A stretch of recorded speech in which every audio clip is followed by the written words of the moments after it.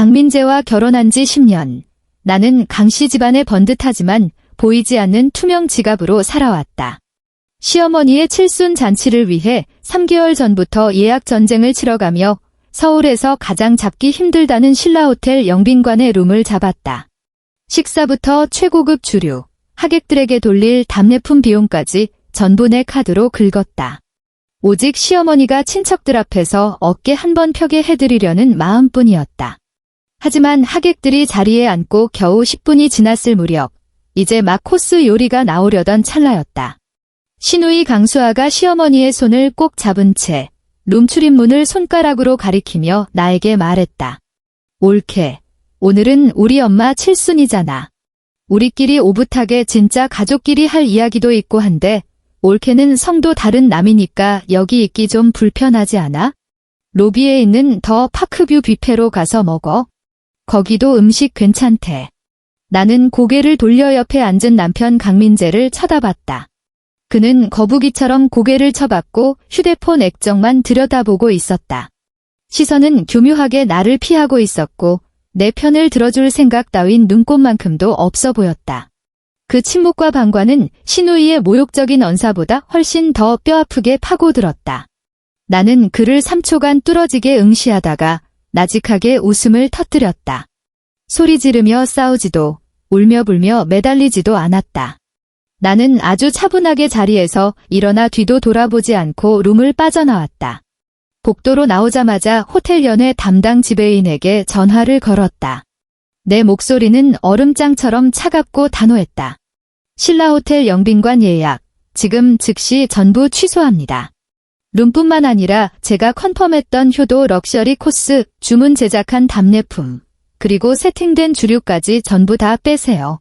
모든 서비스를 당장 중단해 주십시오. 나를 남이라고 못 박았으니 그 남의 돈도 단 1원 한 푼 쓸 생각하지 마시길. 지난 10년의 헌신은 이 순간부로 깨끗하게 청산이다. 본격적인 이야기를 시작하기 전에 좋아요와 구독을 눌러주시면 정말 감사하겠습니다. 자, 그럼 편안한 마음으로 들어주세요. 올케도 알잖아. 올케는 남인데 우리 식구끼리 오붓한 얘기 나누기에 좀 낄끼빠빠가 안 되는 거 불편하니까 좀 나가줘. 시누이 강수아의 목소리는 크지 않았지만 마치 녹슨 통날처럼 고요한 신라호텔 룸 안의 공기를 찢으며 박지은의 신경을 긁어댔다. 박지은이 쥐고 있던 와인잔의 스템이 위태롭게 흔들렸다. 손가락 관절이 하얗게 질려 핏기가 사라졌다. 천장에 매달린 크리스탈 샹들리에의 화려한 빛이 그녀의 얼굴 위로 쏟아졌지만 지금 그녀의 눈동자 속에 들어찬 깊고 어두운 심연까지는 비추지 못했다. 주변의 산소가 순식간에 진공청소기에 빨려 들어간 듯 숨이 막혀왔고 흉곽안에서 뛰던 심장은 누군가 얼음장 같은 손으로 꽉 움켜쥔 듯 날카로운 통증을 동반하며 요동쳤다. 불과 10분 전만 해도 이곳은 서울에서 가장 품격 있는 잔치 현장이었다. 시어머니의 칠순을 위해 박지은은 3개월 전부터 발이 닳도록 뛰어다녔다. 영혼까지 끌어모은 적금과 인맥을 총동원해 재벌가 사모님들도 줄을 선다는 이 귀한 룸을 겨우 예약했다. 테이블 위에는 전라남도 한평에서 당일 공수한 최상급 한우가 올라갈 예정이었고 하객들의 자리마다 수십만 원을 호가하는 설화수 화장품 세트가 놓여 있었다. 심지어 테이블을 장식한 서양나는 오늘 아침 양재동 화훼 단지에서 이슬을 머금은 상태로 공수해온 것들이었다. 이 모든 걸 준비하는 데 들어간 돈만 꼬박 3,200만 원이었다. 그 돈은 그녀가 좁디 좁은 동시 통역 부스에 갇혀 귀가 멍해질 때까지 헤드셋을 쓰고 진한 에스프레소로 버텨가며 피를 말리는 야근 끝에 벌어들인 피 같은 돈이었다. 하지만 지금 상석에 앉은 시어머니 김복자 여사는 박지은이 지난주 청담동 유명 한복집에서 맞춰드린 보라색 실크 치마 저고리를 입고 얼굴에 홍조를 띤 채 웃고 있었다. 그러나 오늘의 주인공인 그녀의 시선은 이 모든 걸 준비한 며느리에게는 단 1초도 머물지 않았다. 그녀는 옆에 앉은 젊은 여자의 손을 두 손으로 감싸쥐고 얼굴의 주름이 꽃처럼 활짝 펴지도록 웃고 있었다. 그 여자는 임수아였다. 남편 강민재의 전 여자친구. 임수아는 이번 시즌 샤넬 신상인 화이트 원피스를 입고 마치 도자기 인형처럼 매끄러운 화장을 한 채 앉아 있었다. 그녀는 김복자의 어깨에 살갑게 머리를 기대며 마치 자신이 이 집안의 진짜 막내딸이자 안주인이라도 되는 양 굴었다. 옳게, 왜 아직도 안 움직여? 박지은이 미동도 없자 강수아의 미간이 찌푸려졌다. 말투에는 짜증이 섞이기 시작했다. 그녀는 화려한 젤 네일을 한 손가락을 뻗어 굳게 닫힌 육중한 원목 문을 가리켰다. 여기 신라 호텔 로비 뷔페도 미슐랭급이라던데 설마 우리가 옳게 굶길까봐 그래? 우린 옛날에 민재 오빠랑 수아 언니랑 있었던 추억 얘기 좀 하려는 거야? 옳게가 옆에서 듣고 있으면 얼마나 민망하겠어. 다 옳게 생각해서 하는 말이라니까? 나를 생각해서. 박지은의 목구멍에서 비릿한 피 맛이 올라왔다. 그녀는 고개를 돌려 산해진미가 차려진 테이블 너머 임수아의 반대편에 앉아있는 한 남자를 뚫어지게 쳐다봤다. 강민재. 그녀의 법적인 남편. 지금 이 순간 그 남자는 고개를 푹 숙인 채 휴대폰 화면만 미친 듯이 스크롤하고 있었다. 마치 그 안에 국가 기밀이라도 숨겨져 있는 것처럼, 아니면 지구가 멸망할 위기에 처해 자신이 그걸 막아야 하는 것처럼 필사적이었다. 그는 강수아의 표독스러운 말을 똑똑히 들었고 주변 친척들이 보내는 동정인지 조롱인지 모를 끈적한 시선들도 피부로 느끼고 있었다. 하지만 그는 청각을 상실한 조각상처럼 눈꺼풀 하나 까딱하지 않았다. 10년의 결혼 생활이 저 남자의 비겁한 침묵 속에서 완벽한 코미디가 되어버렸다. 박지은은 기억했다. 10년 전 허름한 감자탕 집에서 강민재가 동상 걸려 퉁퉁 부은 그녀의 손을 잡고 눈시울을 붉히며 했던 맹세를. 지은아, 나 믿고 따라와줘서 고마워. 내가 하늘에 맹세하는데 앞으로 너 눈에서 눈물 한 방울 안 나게 할게. 세상에서 제일 행복한 여자로 만들어줄게. 그때의 맹세가 뜨거웠던 만큼 지금의 침묵은 살을 애는 듯 차가웠다. 현실은 매서운 뺨따귀처럼 박지은을 후려쳤다. 그녀는 문득 깨달았다. 자신이 지난 10년간 먹여 살린 건 가족이 아니라 거머리떼였고 스스로 가정이라는 이름의 처형대를 만들어 제 발로 올라가 십자가에 못 박혔다는 것을. 주변에서 웅성거리는 소리가 파리떼처럼 귓가를 맴돌았다. 아이고, 저 집며느리 참 딱하네. 뼈 빠지게 고생하고 밥 한 술도 못 얻어먹네. 애를 못 낳으니까 저러지? 저기 봐, 임수아 쟤는 싹싹하니 노인네가 딱 좋아하게 생겼잖아. 쉿, 조용히 해. 강민재가 가만히 있는 거 안 보여? 남편도 동의했다는 거지 뭐. 그 소리들은 미세한 바늘이 되어 박지은의 고막을 찔러댔다. 그녀는 깊게 숨을 들이마셨다. 공기 중에는 최고급 송이버섯의 향기가 떠다녔지만 지금은 그 냄새마저 역겨웠다. 그녀는 천천히 자리에서 일어났다. 의자 다리가 대리석 바닥을 긁으며 끼익하고 날카로운 비명 소리를 냈다. 루만이 순식간에 찬물을 끼얹은 듯 조용해졌다. 모두의 시선이 그녀에게 꽂혔다. 다들 그녀가 바닥에 주저앉아 통곡하거나 식탁을 엎으며 난동이라도 부리길 기대하는 눈치였다. 하지만 박지은은 그러지 않았다. 그녀는 치맛자락을 가볍게 털었다. 3년 전에 아웃렛에서 산철 지난 원피스였다. 시어머니에게 수백만 원짜리 한복을 해주느라 정작 자신은 백화점 매대조차 기웃거리지 못해 입고 온 옷이었다. 그녀는 강민재 앞으로 걸어가 정수리가 훤히 보이는 남편을 내려다봤다. 민재 씨. 그녀의 목소리는 소름 끼칠 정도로 차분했다. 마치 파동 없는 깊은 우물 같았다.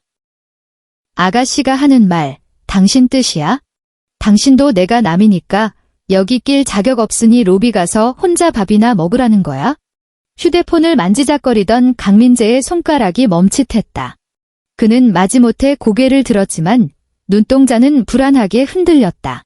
그는 박지은의 눈을 똑바로 보지 못하고 그녀의 어깨 너머 벽에 걸린 동양화를 바라보며 말했다. 지은아. 그는 미간을 찌푸리며 목소리를 깔았다. 말투에는 짜증과 핀잔이 가득 섞여 있었다. 엄마, 오늘 좋은 날이잖아. 수아도 오랜만에 귀국했고 다들 가족끼리 할 얘기도 있고 해서 그러는 건데 당신이 껴있으면 솔직히 말하기 좀 그런 주제들도 있잖아. 당신 예민하게 굴지 말고 잠깐만 자리 좀 비켜줘. 눈치 없이 굴어서 분위기 망치지 말고. 눈치 없이 굴지 마라. 그 한마디가 박지은의 가슴속에 남아있던 희망이라는 이름의 관뚜껑에 마지막 대못을 박았다. 그녀는 눈앞에 익숙한 얼굴을 바라보며 낯선 전율을 느꼈다. 이 남자가 내가 10년을 사랑하고 10년을 먹여 살린 그 사람이 맞나. 그의 자존심을 세워주기 위해 밖에서는 남편이 다 벌어온다고 거짓말을 해줬고 그의 길을 살려주기 위해 내 옷장은 텅텅 비워도 그의 옷장엔 맞춤 정장을 채워 넣었다. 알고 보니 그들에게 나의 희생은 사랑이 아니라 당연한 의무였고 나의 인내는 미덕이 아니라 호구짓이었다. 심장을 옥죄던 통증이 거짓말처럼 사라졌다. 용서해서가 아니었다. 감정이 완전히 죽어버렸기 때문이다. 그래, 알았어. 그녀는 가볍게 대답하며 입꼬리를 살짝 말아 올렸다. 온기라고는 전혀 느껴지지 않는 서늘한 미소였다. 가족끼리 오붓한 시간 보내겠다는데 나 같은 남이 눈치 없이 끼어 있으면 안 되지. 박지은은 더 이상 미련을 두지 않았다. 그녀는 꼿꼿하게 허리를 펴고 마치 런웨이를 걷는 모델처럼 도도하게 몸을 돌려 육중한 룸의 문을 향해 걸어갔다. 한 걸음 한 걸음 내디딜 때마다 등 뒤에서 안도의 한숨소리와 다시 살아나는 왁자지껄한 웃음소리가 들려왔다. 어휴, 드디어 나갔네. 분위기 다 죽을 뻔했어. 이건 시어머니 김복자의 목소리였다. 언니, 이거 드셔보세요. 언니가 좋아하는 전복이에요. 이건 강수아의 아양 떠는 목소리였다. 엄마, 화푸세요. 지은이 제가 원래 좀 융통성이 없어서 그래. 기건 강민재의 비겁한 변명이었다. 박지은은 차가운 황동 문손잡이를 잡았다. 금속의 냉기가 손바닥을 타고 전해져 멍했던 머릿속을 차갑게 깨웠다. 그녀는 문을 열고 밖으로 나갔다. 그리고 아주 천천히 소리 나지 않게 문을 닫았다. 달칵. 그 작은 소리와 함께 문이 닫혔다.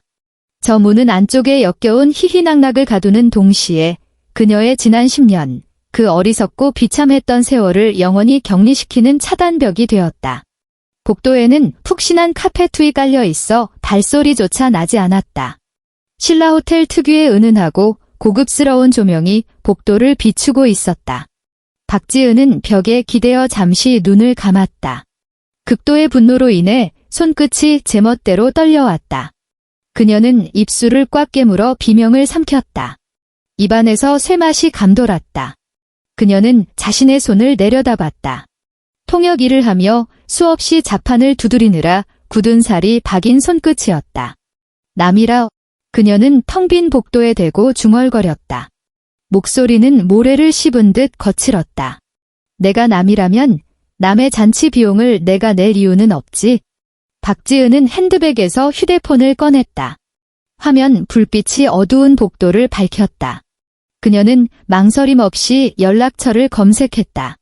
신라호텔 연회 예약팀 이 매니저, VIP 고객인 그녀를 전담하는 직통 번호였다. 통화 버튼을 누르는 순간 박지은의 눈가에 맺혀있던 물기는 순식간에 말라버렸다. 그 자리엔 서슬퍼런 도끼만이 남았다. 신호가 한 번 가기도 전에 상대방이 전화를 받았다. 안녕하십니까, 박지은 고객님. 어머님 칠순 잔치는 즐겁게 진행되고 계시는지요? 혹시 더 필요하신 게? 이 매니저님. 박지은은 상대의 명랑한 인사를 자르듯 끊었다. 그녀의 목소리는 비즈니스 협상 테이블에 앉은 냉철한 통역사의 톤으로 돌아와 있었다. 저 박지은입니다. 지금 이 시간부로 영빈관 예약과 관련된 모든 서비스를 즉각 중단해 주십시오. 수화기 너머에서 당황한 기색이 역력했다. 네, 고객님. 지금 농담하시는 건 아니시죠? 행사가 이미 시작되었고 코스 요리가 나가고 있는데요. 농담 아닙니다. 박지은은 굳게 닫힌 룸의 문을 노려보았다. 투시력이라도 생긴 듯 그 안에서 희희낙낙하고 있을 세 사람의 얼굴이 선명하게 그려졌다. 정확하게 지시합니다. 첫째, 아직 개봉하지 않은 주류, 특히 발렌타인 30년산 싹 다 회수하세요. 둘째, 코스 요리 서빙 당장 멈추고 테이블에 세팅된 하객용 답례품 전부 수거하세요. 셋째, 제가 걸어둔 법인 카드 결제 승인, 지금 즉시 취소합니다. 위약금은 계약금에서 제하시고 나머지 차액은 제 계좌로 환불 조치해 주세요. 하지만 고객님, 이건 전례가 없는 일입니다. 안에 계신 손님들이 식사 중이신데 전례요. 박지은이 코웃음을 쳤다. 이 매니저님, 계약서에 사인한 사람 누구입니까? 접니다. 결제 카드 명의자 누구입니까? 접니다. 소비자인 제가 서비스 중단을 요구하는데 호텔 측에서 거부하시겠다는 겁니까? 만약 제 요구대로 안 하시면 지금 당장 카드사에 전화해서 도난 분실 신고하고 지급 정지 걸겠습니다. 그리고 제가 관여하는 모든 국제 콘퍼런스 대관 업무에서 신라호텔은 영구 제외될 겁니다. 수화기 너머에서 섭하고 숨을 들이키는 소리가 들렸다. 이 매니저는 박지은이 단순한 개인이 아니라 호텔의 VIP이자 큰손이라는 사실을 누구보다 잘 알고 있었다. 그녀의 심기를 거스르면 잃을 것이 한두 가지가 아니었다. 알겠습니다. 고객님, 이 매니저의 목소리가 다급하면서도 진지하게 바뀌었다. 고객님의 의사가 정 그러시다면 매뉴얼대로 즉시 이행하겠습니다. 다만 현장 상황이 다소 소란스러워질 수 있는데 괜찮으시겠습니까? 소란이라뇨. 박지은은 립스틱을 꺼내 입술에 붉게 덧바르며 거울을 보았다. 거울 속 여자는 이제 더 이상 피해자가 아니었다. 난장판이 될수록 좋죠. 아주 철저하게 집행해 주세요. 전화를 끄는 박지은은 바로 자리를 뜨지 않았다. 복도 코너에 놓인 벨벳 소파에 다리를 꼬고 앉았다. 쇼는 이제부터 시작이다. 영빈관 로마는 화기애애한 분위기가 절정에 달해 있었다. 김복자는 술기운에 얼굴이 불구죽죽해져서 잔을 높이 들고 건배사를 외치고 있었다. 자, 여러분. 먼 길 와주셔서 감사합니다. 다들 알다시피 우리 아들 민재가 이렇게 능력이 좋아서 늙은 어미 호강도 시켜주고 쾅. 갑자기 룸의 양쪽 문이 거칠게 열렸다. 음식을 들고 오는 웨이터라고 생각했던 사람들은 검은색 정장에 이니어를 낀 호텔 보안팀 직원들과 굳은 표정의 지배인이었다. 지배인은 손에 든 무전기에 대고 짧게 명령했다. 전원 투입. 테이블 위 물건 싹 다 회수해. 지시가 떨어지기가 무섭게 직원들이 일사불란하게 움직였다. 그들은 서빙을 하러 온 게 아니라 마치 압류 딱지를 붙이러 온 집행관들처럼 살벌했다.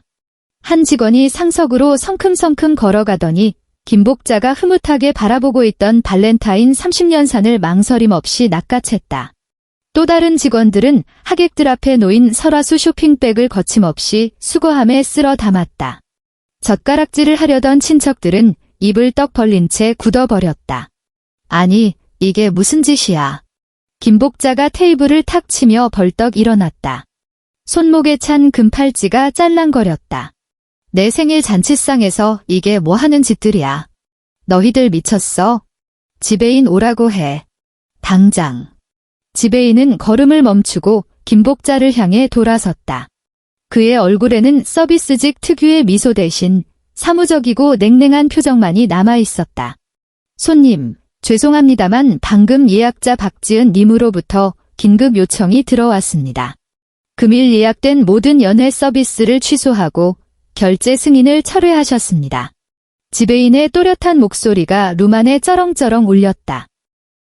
이 행사의 유일한 지불 보증인이신 박지은 님의 요청에 따라 저희 호텔은 즉시 서비스를 중단하고 물품을 회수합니다.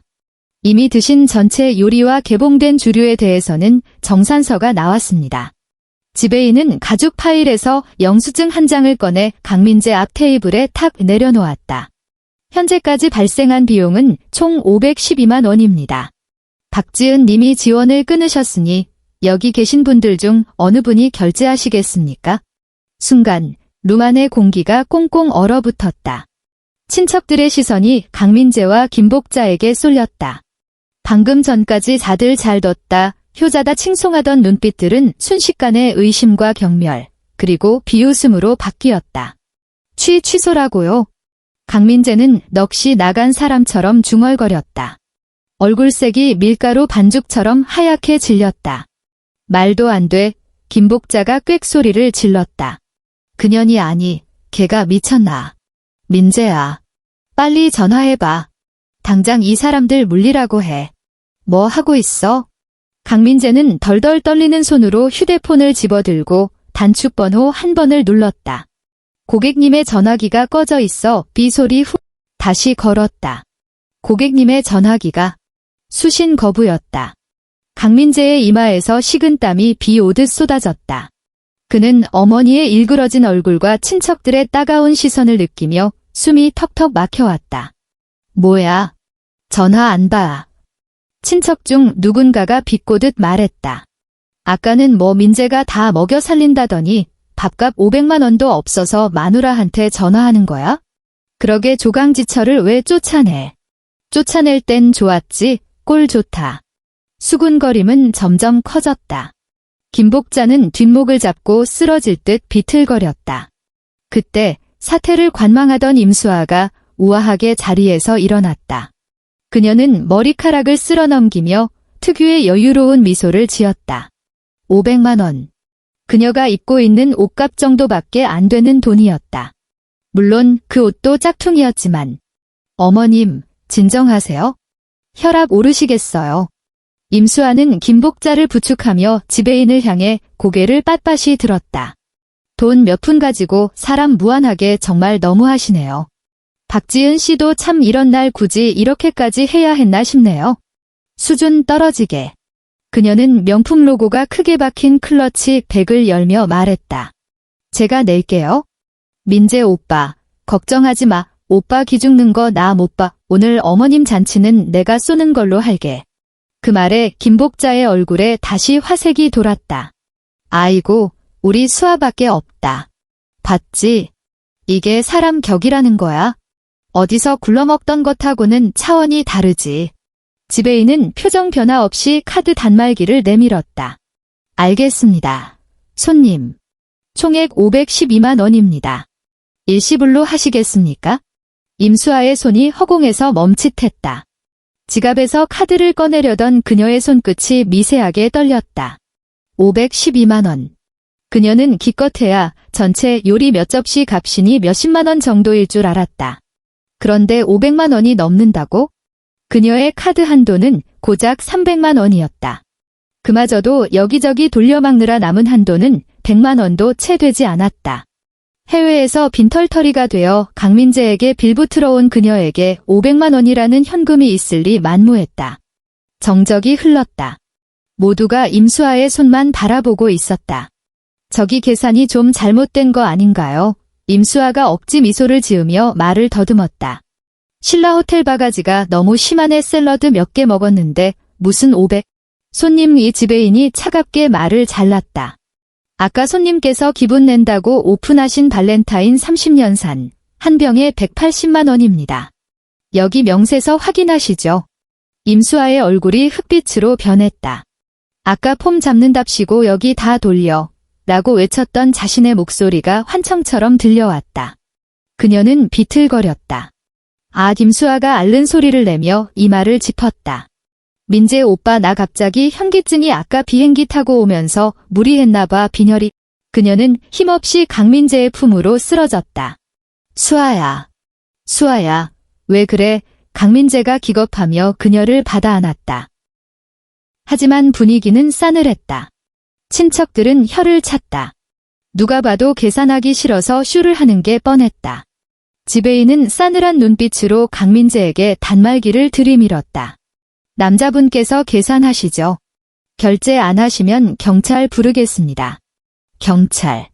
그 단어에 강민재의 동공이 지진난 듯 흔들렸다. 대기업 과장 명함 달고 다니며 폼 잡고 사는 그에게 경찰서행은 사회적 매장을 의미했다. 네, 내가 낼게요. 강민재는 이를 악물고 지갑을 꺼냈다. 박지은이 선물해준 보태가 베네타 지갑이었다. 그는 떨리는 손으로 카드를 내밀었다. 삐빅. 기계음이 정막을 깼다. 한도 초과입니다. 강민재의 얼굴이 불그락푸르락해졌다. 그는 황급히 다른 카드를 꺼냈다. 삐빅.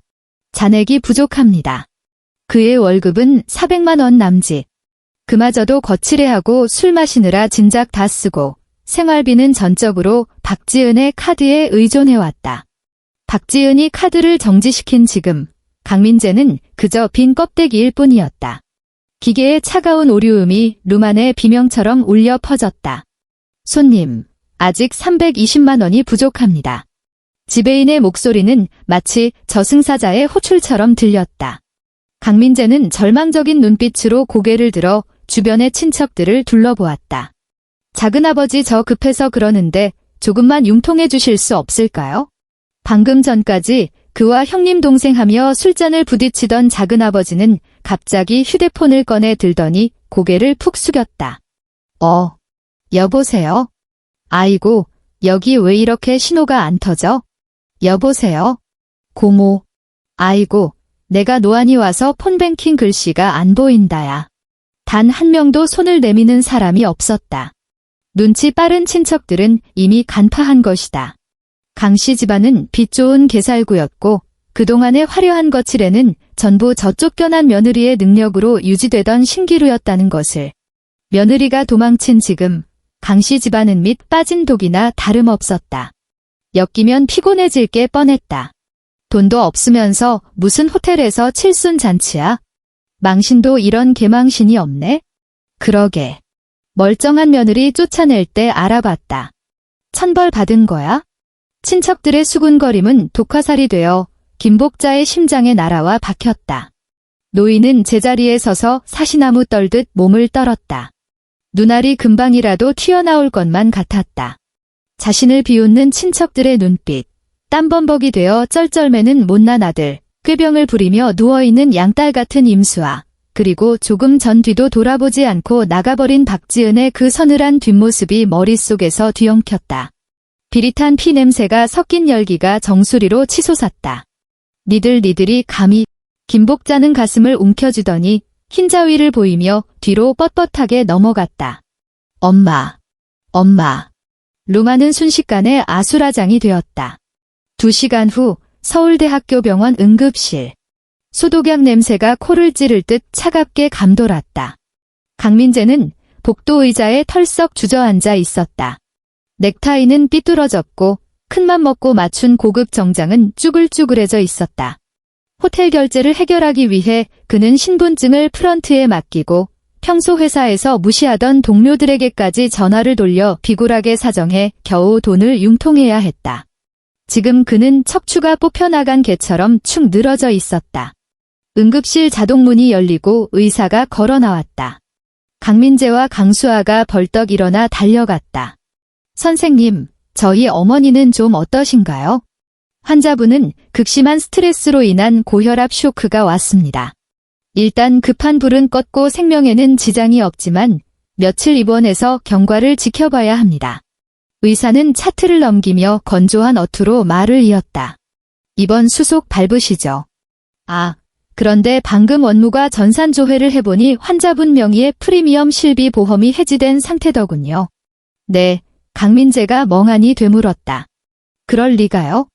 그건 지은이가 아니 제 아내가 꼬박꼬박 내던 최고 등급 보험입니다. 1인실이랑 비급여 약재까지 다 커버되는 건데요. 전산상으로는 계약자 박지은 님이 오늘 오후 4시부로 해지 신청을 완료한 것으로 나옵니다. 의사는 차트를 덮으며 동정 어린 눈빛으로 그를 힐끗 보았다. 그래서 이번 진료비는 전액본인 부담입니다. 응급 처치 비용, 검사비, 그리고 앞으로의 입원비까지 전부요. 1인실은 1박에 60만 원입니다. 입원하시려면 원무과에 가서 보증금 500만 원부터 납부하세요. 또 500만 원이었다. 강민재는 다리에 힘이 풀려 그 자리에 주저앉을 뻔했다. 그는 박지은이 매달 보험 증권을 정리해서 서랍에 넣어두던 모습을 떠올렸다.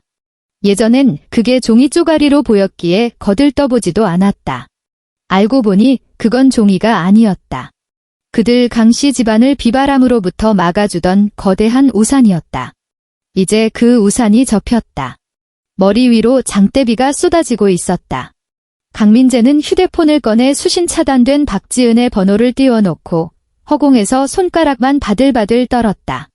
차마 통화 버튼을 누를 수가 없었다. 같은 시각, 서울의 반대편. 이삿짐 센터 트럭 한 대가 고급 아파트 단지 주차장에 정차해 있었다. 박지은은 거실 한가운데 서서 인부들이 마지막 남은 소파를 들어 나르는 것을 지켜보았다. 이 아파트는 그녀가 결혼 전 피땀 흘려 모은 돈으로 장만한 그녀 명의의 집이었다. 벽지 하나, 조명 하나까지 그녀의 손길이 닿지 않은 곳이 없었다. 이제 거실은 텅 비어 있었다. 커튼마저 떼어내 휑한 벽과 바닥만이 남아 있었다. 거실 중앙에는 덩그러니 찻상 하나가 놓여 있었다.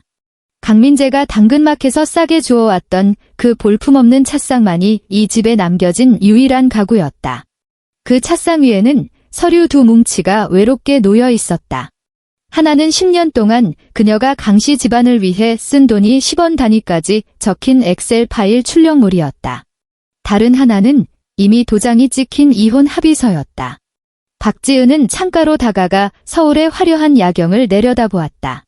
네온 사인이 반짝이고 차들은 강물처럼 흘러갔다. 그녀는 주머니에서 10년을 끼고 살았던 결혼 반지를 꺼냈다. 반지의 안쪽은 세월의 흔적으로 닳아 있었다. 마치 그녀의 지난 청춘처럼. 그녀는 일말의 망설임도 없이 손을 들어 옆에 있던 쓰레기 봉투 속에 반지를 던져 넣었다.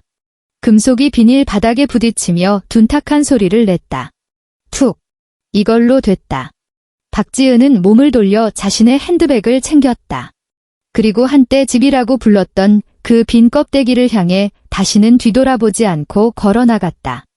현관문이 쿵 하고 닫히자 복도의 센서등이 켜지며 그녀의 망설임 없는 구두 굽소리를 비췄다. 그녀는 엘리베이터 하강 버튼을 눌렀다. 문이 열리고 거울 속에 비친 그녀의 모습은 그 어느 때보다 선명했다. 그녀는 헝클어진 머리카락을 쓸어 넘겼다. 도어록이 경쾌한 멜로디를 울리며 잠금 해제되었다. 적막한 복도에 울리는 그 소리가 유난히 날카롭게 들렸다. 강민재는 링거를 맞고 얼굴이 퉁퉁 부은 어머니 김복자를 부축하고 있었고 그 뒤로는 재수 없다는 표정의 강수아가 따라 들어왔다. 세 사람은 마치 폐전병처럼 초라한 몰골로 현관에 들어섰다. 병원 특유의 소독약 냄새와 세 사람의 땀 냄새가 좁은 현관에 뒤섞였다. 젠장 현관 센서 등은 왜 또 안 켜져? 강민재가 짜증스럽게 투덜거리며 벽에 스위치를 더듬었다. 손끝에 닿은 것은 익숙한 스위치 커버가 아니었다. 차갑고 거친 벽지, 그리고 전선이 삐져나온 구멍뿐이었다. 그의 가슴이 철렁 내려앉았다. 그는 거칠게 거실 중문을 열어젖혔다. 창밖에서 들어오는 도시의 불빛에 드러난 집안의 풍경은 가뜩이나 위태롭던 세 사람을 그 자리에서 얼어붙게 만들었다. 비었다. 완벽하게 비어 있었다. 이건 단순한 이사가 아니었다. 마치 정밀한 외과 수술로 도려낸 듯한 완벽한 절단이었다. 1,200만 원을 주고 샀던 이태리제 가죽 소파가 있던 자리에는 바닥에 눌어붙은 먼지 자국만이 거대한 사각형을 그리며 그들을 조롱하고 있었다. 벽에 걸려있던 85인치 TV는 사라지고 앙상한 브라켓 구멍만 남았다. 김복자가 햇빛을 싫어한다며 맞춤 제작했던 암막 커튼조차 사라져 벌거벗은 유리창이 바깥의 차가운 풍경을 고스란히 반사하고 있었다. 이게 뭐야? 도둑 들었어. 강수아가 입을 틀어막으며 비명을 질렀다. 오빠, 빨리 경찰 불러. 집에 도둑 들었어. 경찰은 무슨? 김복자가 아들의 팔을 뿌리치고 비틀거리며 거실로 뛰쳐나갔다. 텅 빈 공간에 그녀의 악에 바친 목소리가 메아리쳤다. 그년이야. 분명히 그 독한 년 짓이야. 내 안마의자 어디 갔어? 내 김치 냉장고는? 강민재는 아무 말도 할 수 없었다. 전신의 피가 발바닥으로 빠져나가는 것 같았다. 그는 멍하니 집 안을 둘러보았다. 박지은이 쓸고 닦아 온기 가득했던 그 아파트는 이제 살점이 다 발라진 뼈다귀처럼 앙상했다. 박지은의 돈으로 산 물건은 쿠션 하나, 스탠드 조명 하나, 심지어 현관에 놓여있던 디퓨저까지 모조리 사라졌다. 남은 건 베란다 구석에 굴러다니는 강민재의 담배꽁초가 든 싸구려 재떨이뿐이었다. 버려진 쓰레기처럼. 오빠, 저기 뭐가 있어? 강수아의 손가락이 거실 중앙을 가리켰다. 덩그러니 놓인 낡은 찻상. 그 위에는 두툼한 서류 뭉치가 달빛을 받아 창백하게 빛나고 있었다. 강민재는 떨리는 다리를 이끌고 다가가 벽돌처럼 두꺼운 서류를 집어들었다. 표지에는 어떤 인사말도 없었다. 오직 굵은 고딕체로 적힌 제목뿐이었다. 2013에서 2023년 강씨 일가 지출 내역 총괄표. 그는 첫 장을 넘겼다. 깨알같이 적힌 엑셀표가 거대한 그물처럼 그를 덮쳐왔다. 한 줄 한 줄이 망치가 되어 시신경을 때렸다. 감정 없는 숫자의 나열이 아니었다. 박지은은 잔인할 정도로 꼼꼼하게 지난 10년의 모든 것을 기록해 두었다. 2015년 9월 20일 시모 김복자 칠순 예비비 1차 루이비통 핸드백 구매 320만원 입이고 색상이 칙칙하다며 교환 요구 추가금 50만원 지불 2017년 3월 신우이 강수아 대학 졸업 여행 유럽 10개국 투어 경비 지원 800만원 입이고 파리 라파에트 백화점에서 구찌 지갑 2개 구매 내역 포함 2019년 강민재 과장 승진 회식비 강남 고급 일식집 결제 210만원 입이고 강민재가 남자의 자존심이라며 아내 명의 가족 카드 한도 초과 결제. 강민재의 손가락이 격렬하게 떨리며 종이가 바스락거리는 소리를 냈다. 뒤로 넘길수록 등골이 서늘해졌다. 김복자의 임플란트 비용, 강수아의 쌍꺼풀 재수술 비용, 강민재의 담뱃값, 시골 친척들이 올라왔을 때 잡아준 호텔비, 심지어 변기가 막혀서 사람을 불렀던 5만원까지. 모든 항목 뒤에는 축소 복사된 영수증이나 이체 내역 캡처가 증거로 붙어 있었다. 이건 장부가 아니었다. 이건 강민재라는 남자의 자존심을 발가벗겨 광장에 매달아 놓는 10년짜리 노예 문서이자 심판서였다. 이게 뭐냐? 이게 다 뭐여? 김복자가 서류를 낚아채더니 침침한 눈을 가늘게 뜨고 내용을 확인했다. 마지막 장의 합계 금액을 본 순간 그녀의 목구멍에서 짐승이 죽어갈 때 내는 듯한 괴상한 소리가 터져나왔다. 총계, 금 3억 2,480만 원 정, 3억 2,480만 원. 그 충격적인 숫자 아래에는 빨간 펜으로 쓴 박지은의 친필 메시지가 적혀 있었다. 글씨체는 단정했지만 종이를 뚫을 듯 힘이 실려 있었다. 이 3억 2,480만 원은 내가 지난 10년간 낸 긴생 수업료입니다. 다 갚으라고는 안 할게요. 하지만 적어도 당신들 몸값이 얼마나 비싼 주제인지는 알고 사세요. 그 장부 아래에는 이미 서명된 이혼 합의서가 놓여 있었다. 조항은 냉혹했다. 아파트는 아내의 혼전 특유 재산이므로 남편은 재산 분할을 청구할 수 없다. 아내는 3억 원의 채무 변제를 포기하는 대신 남편은 최근 1년 내 발생한 생활비 대납금 1억 원을 1개월 내에 반환한다. 서명 즉시 양측은 남남이 된다. 미쳤어. 이 여자가 돌았어. 강민재는 세상이 빙글빙글 도는 것을 느끼며 차가운 마룻바닥에 주저앉았다. 1억. 날강도 같은 년, 김복자가 서류를 바닥에 패대기 치며 악을 썼다. 입가에 거품이 물렸다. 우리를 말려 죽이려고 작정을 했구나. 내가 시어미인데 며느리가 시어미 봉양하는 건 당연한 거지. 어디서 감히 계산기를 두드려? 감히. 강수아가 바닥에 떨어진 이혼 서류를 주워들더니 사색이 되어 물었다. 오빠, 근데 이 집 진짜 올케 아니 박지은 명의잖아. 진짜로 소송 걸면 우리 당장 오늘 밤 어디서 자? 그 말은 찬물이 되어 김복자의 분노를 식히고 뼛속까지 시린 공포를 몰고 왔다. 텅 빈 거실에 세 사람의 거친 숨소리만 맴돌았다. 아무리 늦게 들어가도 따뜻한 밥상이 차려져 있고 어떤 사고를 쳐도 막아주던 든든한 집은 이제 그들을 집어삼키려는 거대한 동굴이 되어 입을 벌리고 있었다. 3일 후 서울의 한 24시간 PC방 흡연 부스 근처 좌석. 자욱한 담배 연기가 모니터 불빛에 어른거렸다. 강민재는 핏발선 눈으로 모니터를 노려보고 있었다. 키보드를 두드리는 손가락에 살기가 서려 있었다. 박지은이 이렇게 나온다면 그도 가만히 있을 수 없었다. 지난 3일간 강민재와 김복자, 강수아는 미친 개처럼 네이버 카페, 맘카페, 그리고 회사 익명 게시판인 블라인드를 돌아다니며 글을 쏟아냈다. 유명 동시통역사 박모 씨, 재벌가 며느리 코스프레하다 70대 시어머니 길바닥으로 내쫓아. 10년 결혼 생활이 사기? 피도 눈물도 없는 여자의 실체를 고발합니다. 이게 당신들이 동경하는 커리어 우먼입니까? 칠순 잔칫날 돈 들고 튀어서 시어머니 쓰러지게 만든 폐륜 며느리. 글의 내용은 악의로 가득 차 있었다. 김복자는 여관방 침대에 누워 콧물을 흘리며 며느리가 밥도 안 주고 자신을 하녀처럼 부려먹었다고 거짓 눈물 연기를 펼치는 영상까지 찍어 올렸다. 처음에는 여론이 그들 편인 듯 했다. 사정을 모르는 네티즌들은 세상에 며느리가 독하네 어떻게 시어머니한테 저러냐며 박지은을 욕했다. 심지어 누군가는 박지은의 신상을 털어 업계에서 매장시키겠다고 으름장을 놓기도 했다. 악플을 읽으며 강민재는 비틀린 희열을 느꼈다. 그래, 욕해라. 아주 죽일 년을 만들어주지. 그는 담배를 깊게 빨아들이며 이를 갈았다. 박지은, 내가 내 인생을 망쳐.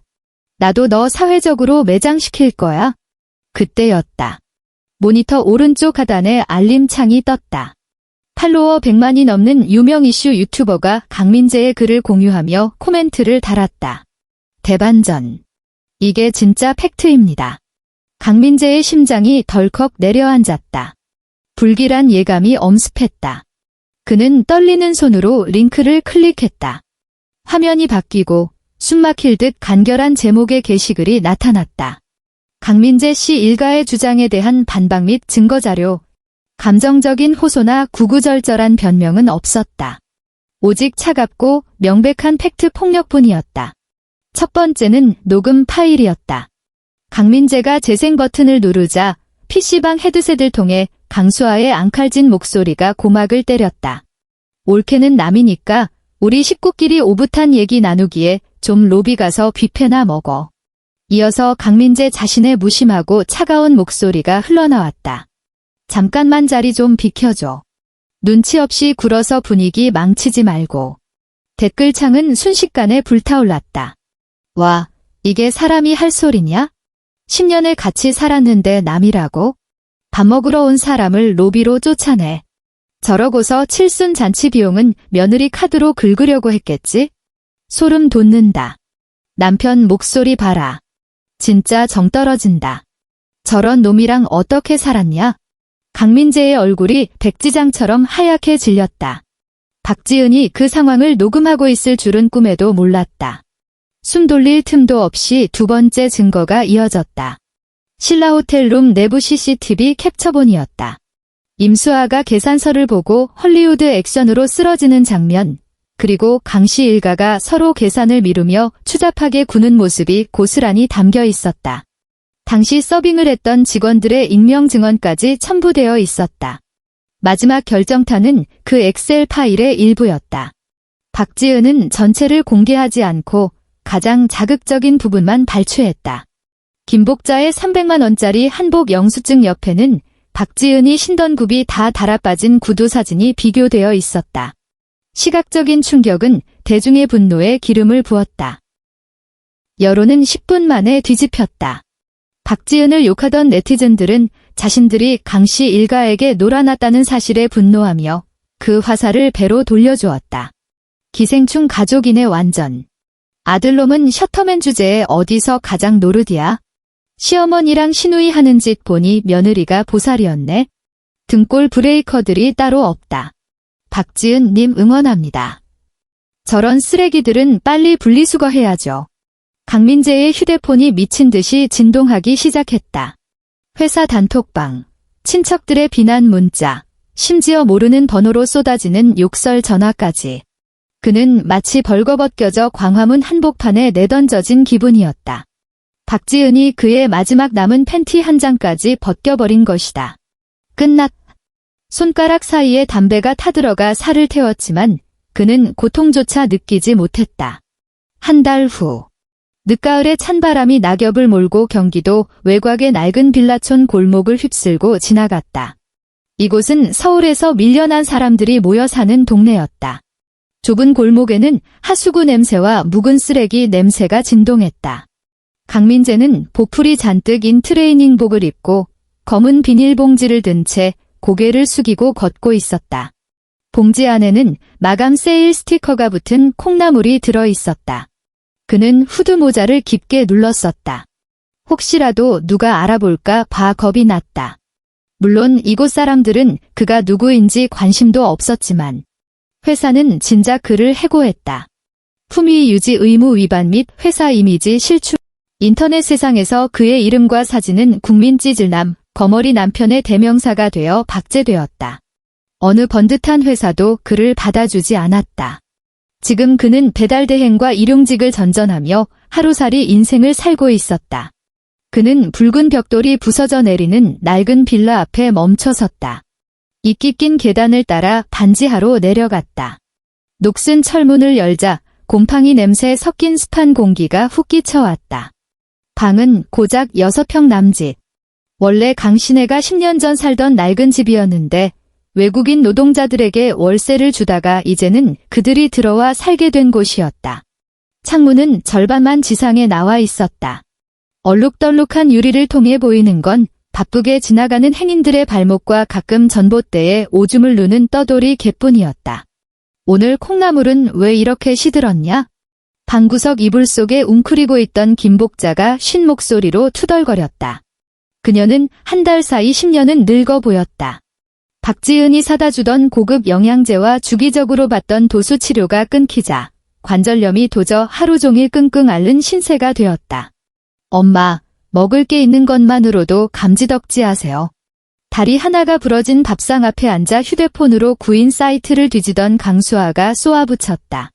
그녀의 얼굴은 필러 부작용으로 인해 울퉁불퉁해져 기괴해 보였다. 명품 가방도 다 팔았고 나 이번 달에도 취직 못하면 우리 월세도 못 내. 다 그년 때문이야. 그 독한 년 김복자는 주문처럼 욕설을 중얼거렸지만 그 목소리에는 예전의 도끼는 사라지고 처량한 회한만이 남아있었다. 강민재는 콩나물을 싱크대에 쏟아붓고 차가운 수돗물을 틀었다. 차가운 물에 손을 담그자 문득 예전 그 따뜻했던 아파트가 떠올랐다. 퇴근하면 박지은이 보글보글 끓여놓았던 된장찌개 냄새, 생선 가시를 발라 밥 위에 올려주던 그 섬세한 손길.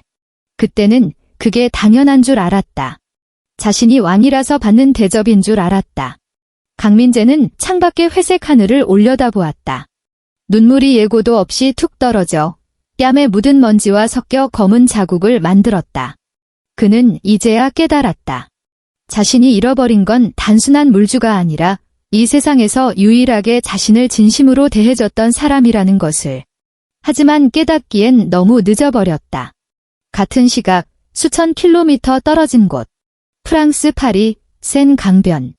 늦가을의 햇살이 플라타너스 나무의 황금빛 잎사귀 사이로 쏟아져 노천 카페의 하얀 식탁보 위에서 춤을 추고 있었다. 박지은은 대단히 훌륭한 캐시미어 코트를 입고 목에는 에르메스 스카프를 두르고 있었다. 이혼 후 처음으로 번 돈으로 자신에게 선물한 것이었다. 누구에게 잘 보이기 위해서가 아니라 단지 그 색감이 마음에 들어서 산 것이었다. 그녀는 따뜻한 카페라테를 한 모금 마시며 무릎 위에 놓인 화집을 넘겼다. 그 지긋지긋한 가족이라는 짐을 벗어던지고 계산과 모욕의 굴레에서 벗어난 그녀의 얼굴은 눈부시게 평온했다. 눈가의 그늘은 자유로운 바람에 씻겨나갔고 눈동자는 맑고 단단했다. 징.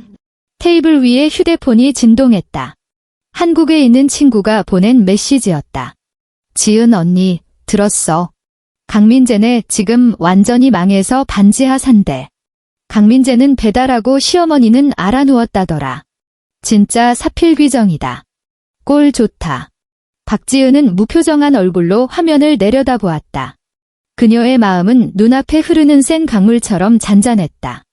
복수에 성공했다는 짜릿한 희열도, 그렇다고 불쌍하다는 일말의 동정심도 일지 않았다. 그녀에게 강씨 일가는 이제 전생의 일처럼 아득했다. 마치 길을 걷다 신발 밑창에 붙은 껌 같은 존재였다. 떼어낼 때는 짜증나고 불쾌했지만 바닥에 문질러 떼어내고 나면 굳이 뒤돌아볼 가치도 없는 쓰레기일 뿐이었다. 그녀는 휴대폰 화면을 끄고 다시 커피 잔을 들었다. 쌉싸름하면서도 끝맛은 달콤했다. 이게 진짜 사는 맛이었다. 저 멀리 에펠탑이 파란 하늘을 배경으로 묵묵히 서 있었다. 박지은은 화집을 덮고 입가에 옅은 미소를 머금었다. 그녀는 자리에서 일어났다. 또각또각 돌기를 울리는 구두 소리가 경쾌한 리듬을 만들었다. 그녀는 자신만의 찬란하게 빛나는 미래를 향해 걸어갔다. 바람이 불었지만 더 이상 춥지 않았다. 끝.